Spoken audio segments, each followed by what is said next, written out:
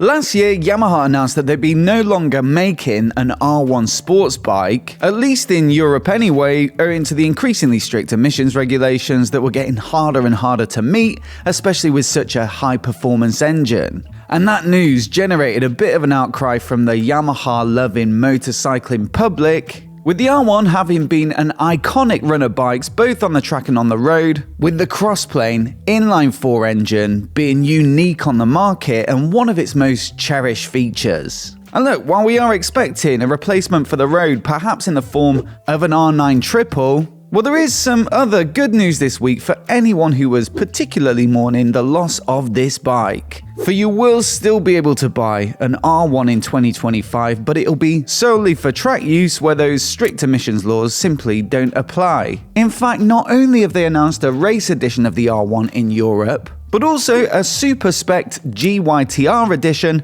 and so in this video we'll go through all of the details with everything that you need to know about them. Now naturally, a lot of the fundamentals are similar to the previous generation road-going R1, like the 999cc inline-4 engine with its unusual firing intervals. The result is a phenomenal sounding bike, but it also packs a punch too with 200 PS peak, and wrapped around it you've got the same aluminium delta box frame, the aluminium swing arm, and the magnesium subframe. As you'll see from the pictures, the bodywork and all the styling is pretty much the same too, along with most of the tech being carried over with the same 4.2-inch TFT display, through which you can manage a whole bunch of lean-sensitive rider aids where the data comes from their 6-axis inertial measurement units. So you've got cornering traction control, slide control, brake control, lift control, launch control, 3 modes of engine brake management, and also Yamaha's quick shift system and power selection modes. Thing is though, with this being a track-specific version, they've removed all the road equipment, and it does give you a rather nice clean look. So gone are the headlights, the indicators, the mirror, the license plate holder, and what you're left with is this really aggressive looking bike, especially in that stealthy black, but probably more importantly, it's as light as possible and also immediately ready for your next track session. There are a few little enhancements though to take the R1 race up a notch. And one that I'm sure you've probably noticed already is the addition of those carbon fiber aero winglets. Now there is plenty of conversation about how worthwhile they can possibly be on road bikes, and also whether they add to or detract from the looks, but I think on a track special like this with 200 horsepower,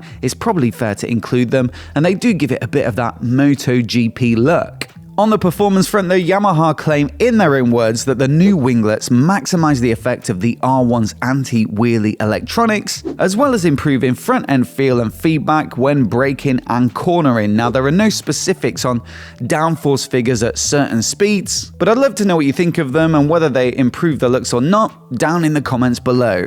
Up front we've got probably fundamentally a pretty similar fork, so it's a 43mm upside down KYB branded fork, but they have redesigned it to make it more appropriate and customizable specifically for track use. So you'll now see individual adjusters for compression and rebound on each fork leg, so they can be adjusted separately for both high and low speed. And there's now a base valve which they say limits or entirely prevents oil from flowing into the bottom of the fork, leading to better damping response, enhanced contact feeling, and better all-round stability. From a visual perspective as well, it's got a new coating, a Kashima coating, which is a kind of goldy, bronzy color, and Yamaha claims this gives it true performance aesthetics. Now braking also gets a bit of an upgrade with Brembo's top draw stylema calipers and also a Brembo radial master cylinder. And this is a bit of a deviation from the norm for Yamaha because they usually run those Advix made calipers, which are really recognizable with the anodized and star-shaped piston cap things, but you do occasionally see Brembos on Yamahas with the upspec'd SP versions, for example. Here they're saying the radial master cylinder is going to give the rider a little more feel and control,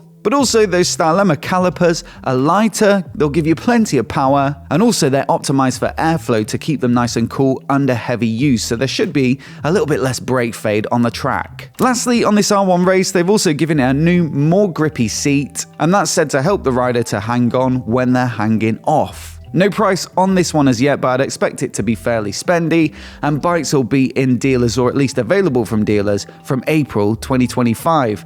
If this all looks a little bit slow for your taste though, then there is the GYTR edition, and basically it gets all of the same upgrades, but it just gets tricked out with a whole bunch of special GYTR performance parts. So they're saying more performance across the entire rev range with a wide range of adjustability from the ECU, and this is also aided by the Akropovich silencer, which is track specific. On top of that, you've got rear sets and handlebars that offer more adjustability to get the rider's position absolutely dialed, and also a racing seat. And then you've got a bunch of weight savings all across the bike owing to these lighter GYTR components, such as the carbon reinforced fiberglass fairing. Now brakes are also said to be boosted with Brembo Z04 brake pads and also some GYTR brake hoses. And then to make it more convenient for the track, this GYTR edition is fully keyless. So you've got an on-off switch, a racing fuel cap, and then it's also got GYTR bobbins, and you get a GYTR stand as well. To me, both look pretty phenomenal, but I'd love to know what you think of them down in the comments below.